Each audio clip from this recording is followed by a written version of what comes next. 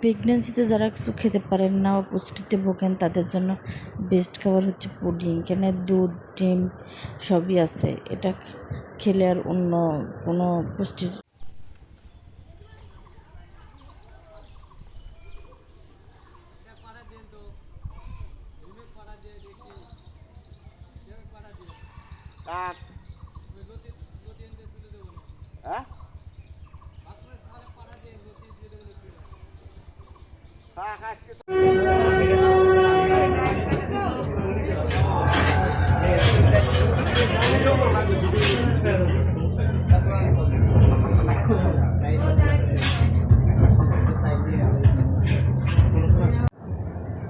আরবা এদিক দেখাও তো আরবা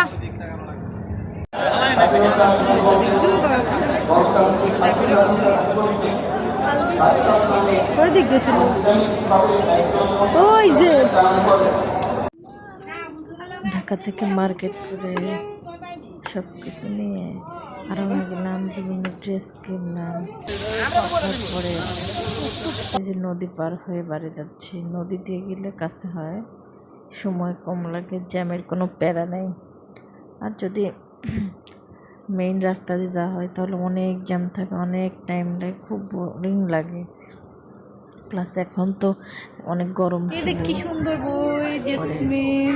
যেখান থেকে বিভিন্ন কেনাকাটা করে বাড়ি যাচ্ছি। বাড়ি যাওয়ার একটা উদ্দেশ্য, সবার সাথে দেখা হবে, একটা না দুইটা উদ্দেশ্য। কি সুন্দর দেখো। আর হচ্ছে সবাই কি মার্কেট করতেছে।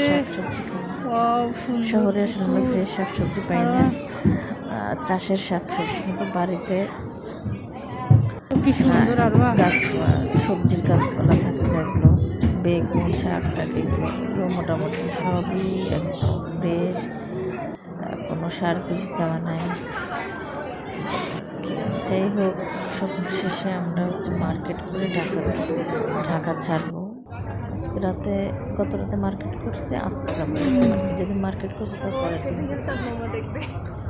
আড়ঙে গেলাম। আড়ঙে যাওয়ার পর দেখতেছি যে আড়ঙের সামনে দিয়ে এখন এত খাবার দাবারের দোকান বসছে। বাবা, যাই হোক যে বাড়ি আসছে, বাড়ি এসে মাটির চুলায় রান্না। এই দেখেন যে মরিচ, অনেক ঝাল, অনেক মরিচ, একদম সুন্দর। তারপর ওখানে শাক আছে, বেগুন আছে, উশি আছে,